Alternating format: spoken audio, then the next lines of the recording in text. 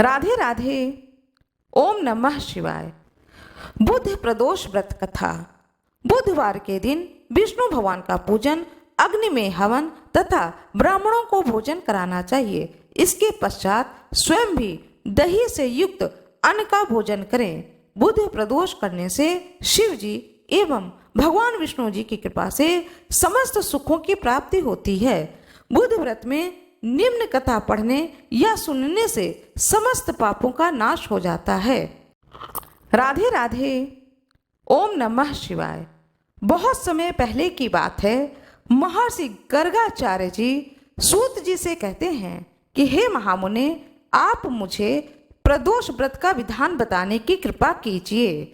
तब सूत जी कहते हैं, हे ऋषियों, अब मैं आपकी इच्छा के अनुसार प्रदोष व्रत का विधान का वर्णन करता हूँ। आप लोग ध्यान पूर्वक श्रवण कीजिए।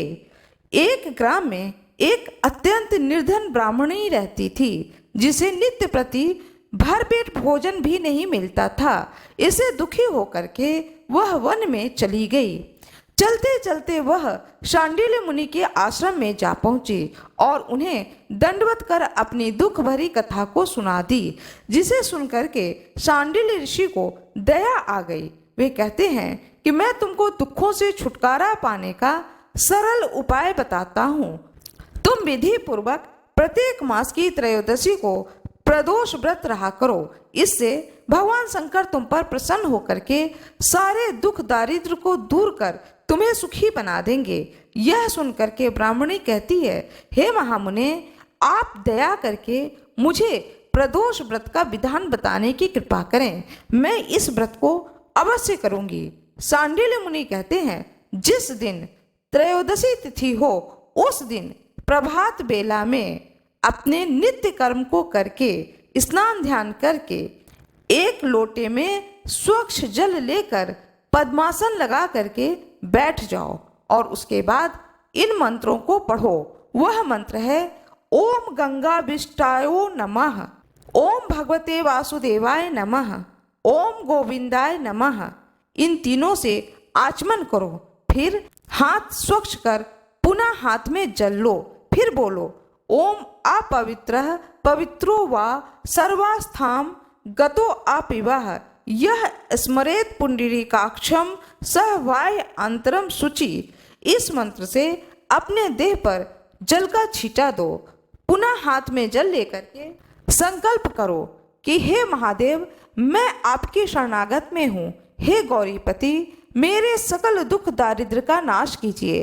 हे आशुतोष, मुझे अभय दान दीजिए और मेरी पूजा अर्चना स्वीकार कीजिए। कह करके जल को धरती पर छोड़ दें।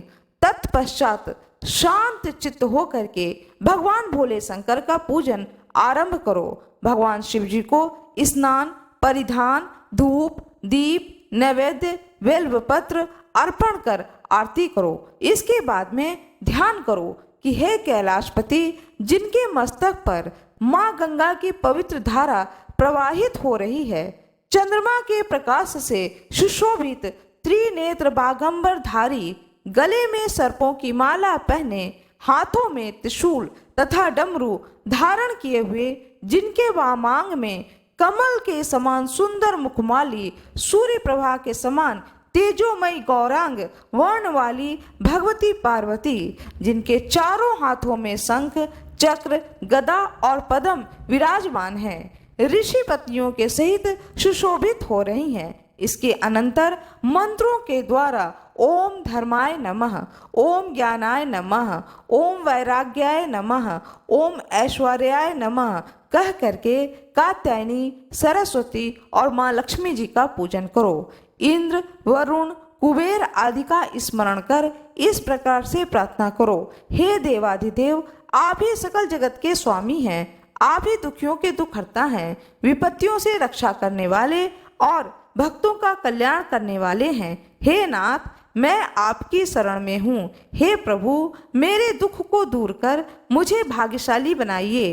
तदंतर यथाशक्ति ब्राह्मणों को दक्षिणा दें, भोजन कराएं और आशीर्वाद प्राप्त करें। शांडिल्य ऋषि कहते हैं, हे पुत्री, मैंने जो शिव पूजन का विधान तुमको बताया है, इसका 1 वर्ष पर्यंत पालन करने से तुम्हारे समस्त दुख दूर हो जाएंगे और तुम्हारा कल्याण होगा। शौनक आदि ऋषि कहते हैं कि हे मुनिश्रेष्ठ, आपने जो ब्राह्मणी की कथा सुनाई है वह अत्यंत रोचक तथा कल्याणकारक है। अब आप हमें यह बताइए कि उस ब्राह्मणी ने प्रदोष व्रत किया या नहीं? यदि व्रत किया तो उसे क्या फल प्राप्त हुआ? सूत जी कहते हैं कि हे ऋषियों, अब मैं तुमको वही कथा सुनाता हूँ, ध्यान पूर्वक सुनो। दैव योग से उस दिन त्रयोदशी ही थी, अतः ब्राह्मणी ने ऋषि के कथन अनुसार व्रत करना आरंभ कर दिया और कुछ समय व्यतीत होने पर ब्राह्मणी का छोटा लड़का तालाब में स्नान करने गया तो भगवान शंकर की कृपा से उसे रास्ते में सोने से भरा हुआ एक कलश प्राप्त हुआ। वह मन में आनंदित होता हुआ ब्राह्मणी के पास आकर कहता है, हे माता, भगवान शंकर की दया से मुझे यह सोने से भरा हुआ कलश प्राप्त हुआ है। ब्राह्मणी बोली, दोनों भाई इसका आधा आधा भाग ले लो।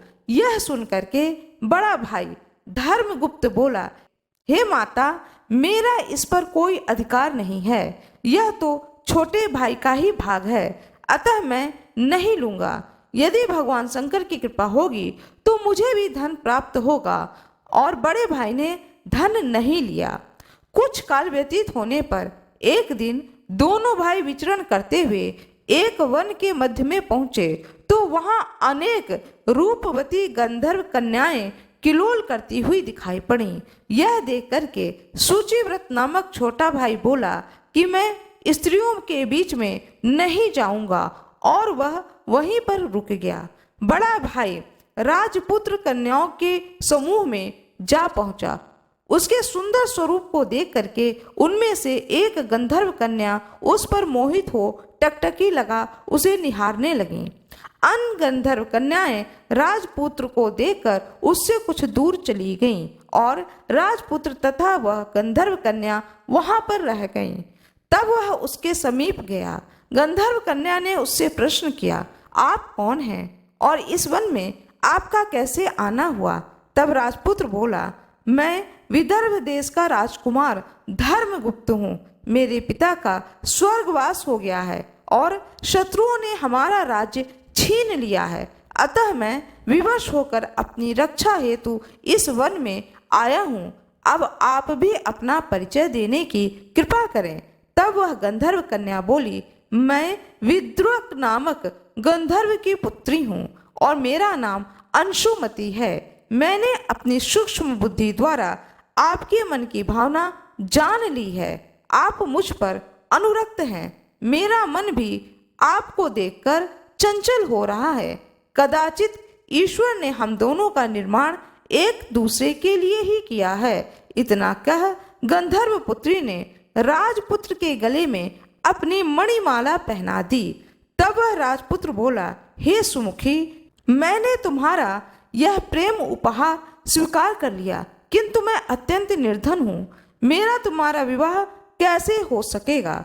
तब अंशुमति बोलती है, हे राजपुत्र, आप चिंता न करें। मेरे माता पिता आपको देखकर बड़े प्रसन्न होंगे और विवाह की स्वीकृति दे देंगे। परसों प्रातः काल आप यहाँ पर अवश्य आना। इतना सुन राजपुत्र गंधर्व कन्या से विदा मांगकर घर आ गया और सारा हाल अपनी माता को सुनाया। सब लोग शिव पूजन करके सो गए। सूत जी महाराज कहते हैं, हे ऋषियों, तीसरे दिवस राजपुत्र अपने भाई सूचिव्रत को साथ लेकर उसी वन में गया। उधर वह गंधर्व कन्या अंशुमति भी अपने पिता विद्रुवक को अपने साथ लेकर आई। गंधर्व राज ने जब राजपुत्र को देखा तो अत्यंत प्रसन्न होकर के बोला, हे राजपुत्र, कल मैं कैलाश पर्वत पर शिव जी के पास गया था। भगवान शंकर से इस कन्या के योग्य वर की प्रार्थना की थी तो उन्होंने कहा कि धर्मगुप्त नामक मेरा एक भक्त पृथ्वी पर निवास करता है। उसका राज्य उसके शत्रुओं ने छीन लिया है। वही इस कन्या के योग्य श्रेष्ठ वर है। तुम उसी के साथ अपनी कन्या का विवाह कर दो। उसकी सहायता करके उसका राज्य उसे वापस दिलाकर राजा बना दो। हे राजपुत्र, भगवान शिव की आज्ञा के अनुसार मैं अपनी कन्या का विवाह आपके साथ करने के लिए प्रस्तुत हूँ। गंधर्व राज की बात को सुनकर राजपुत्र ने भी अपनी स्वीकृति दे दी। तब गंधर्व राज ने अपनी कन्या का विवाह राजपुत्र के साथ कर दिया। दहेज में हीरे, मोती, जवाहरात, सोना, चांदी, अनगिनत दास दासी और शत्रुओं का विनाश करने के लिए विशाल चतुरंगनी सेना प्रदान करी। सबको यथा योग्य स्वागत सत्कार सहित विदा कर अपने लोक को चले गए। इधर राजपुत्र ने अपनी समस्त सेना ले विदर्भ राज पर चढ़ाई कर दी, युद्ध में उसका वध कर दिया एवं अपने शत्रुओं का विनाश किया और पुनः विदर्भ का राजा बनकर आनंद पूर्वक राज करने लगा। धर्मगुप्त के विदर्भ देश के राजा बन जाने पर उसका छोटा भाई शुचिव्रत और उसकी माता अति आनंद पूर्वक भगवान शंकर का गुणगान करते हुए जीवन व्यतीत करने लगे। इस प्रकार से जो भी स्त्री या पुरुष प्रदोष व्रत श्रद्धा भक्ति सहित भगवान शिव जी का पूजन करेगा, उसके दुख दरिद्रता नष्ट हो जाएंगे, सभी मनोरथ पूर्ण होंगे। सूत जी कहते हैं कि हे ऋषियों, समस्त व्रतों में यह सबसे श्रेष्ठ है और प्राणी मात्र की समस्त मनोकामनाओं को पूर्ण करने वाला है।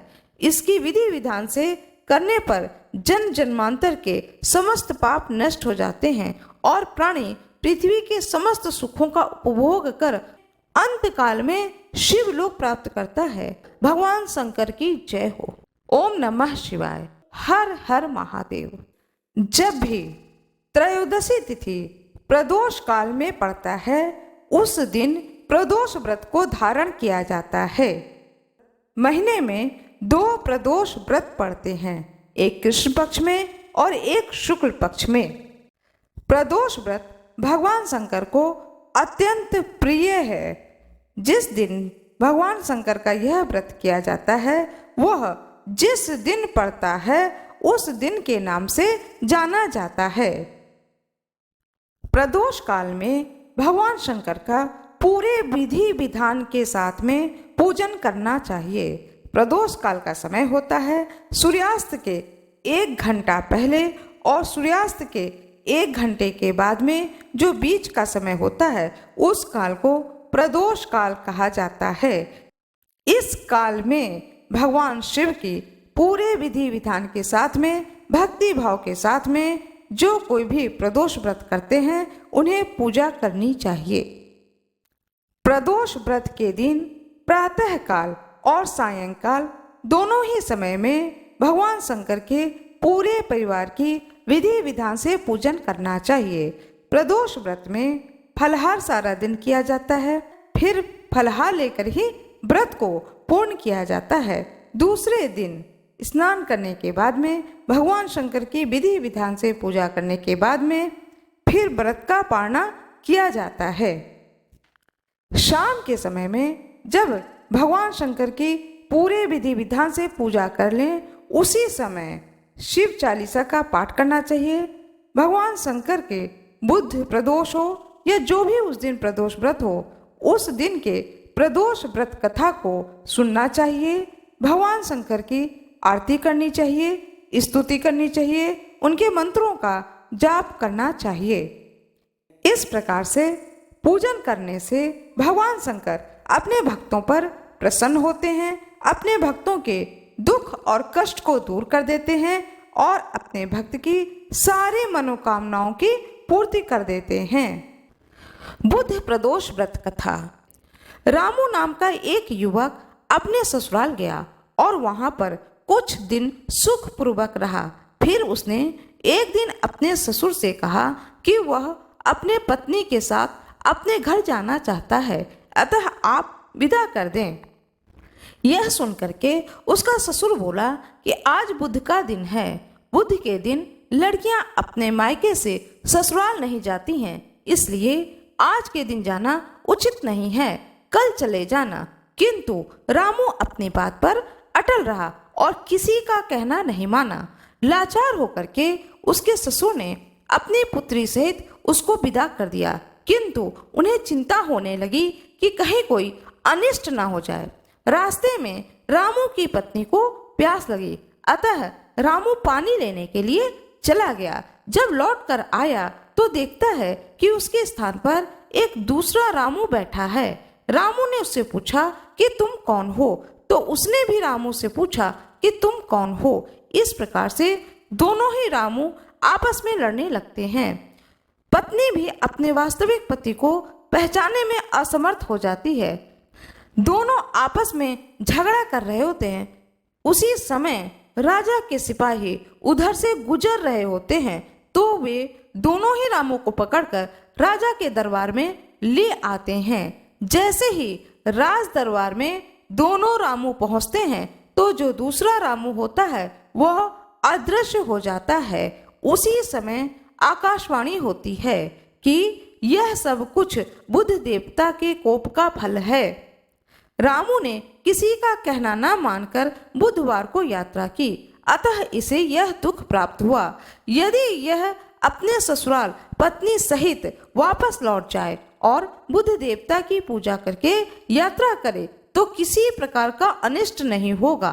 रामू ने जब आकाशवाणी सुनी तो अपनी पत्नी सहित ससुराल जाकर वहां पर बुध देव की पूजा की और फिर यात्रा की तो सकुशल अपने घर आ गया।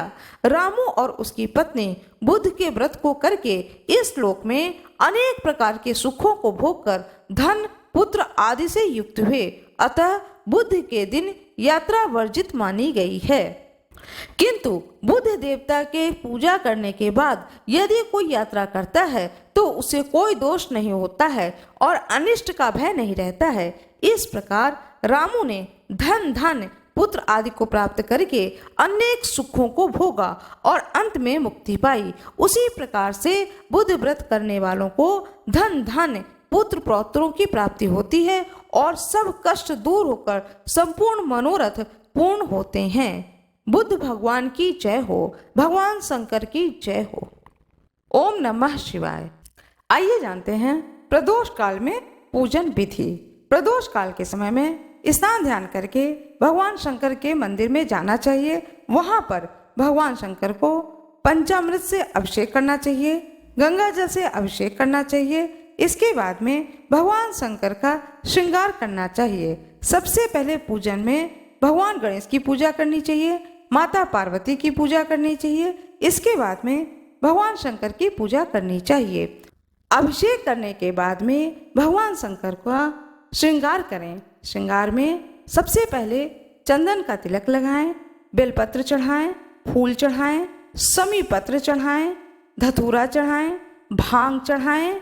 उसके बाद में ऋतु फल चढ़ाएं, कुछ मिठाई का भोग लगाएं, दीपक दिखाएं, धूप बत्ती जलाएं। इस प्रकार से भगवान शंकर की बड़े ही प्रेम पूर्वक श्रद्धा पूर्वक पूजा करें। पूजा के बाद में उसी स्थान पर आसन लगा करके भगवान शंकर के शिव चालीसा को पढ़ें, बुध प्रदोष व्रत कथा को पढ़ें अथवा सुने, आरती करें, स्तुति करें। इस प्रकार से भगवान शंकर की बड़े ही भक्ति पूर्वक और श्रद्धा के साथ में पूजा करनी चाहिए, जिससे कि आपकी पूजा से प्रसन्न होकर के भगवान शंकर सभी अभीष्ट की पूर्ति करें। आशा करती हूँ कि आप लोगों को यह जानकारी बहुत ही अच्छी लगी होगी। भगवान शंकर की जय हो, भगवान गणेश की जय हो। कृपया कमेंट बॉक्स में भगवान शंकर की जय हो अवश्य ही लिख दीजिएगा। आप सभी लोगों का बहुत बहुत धन्यवाद।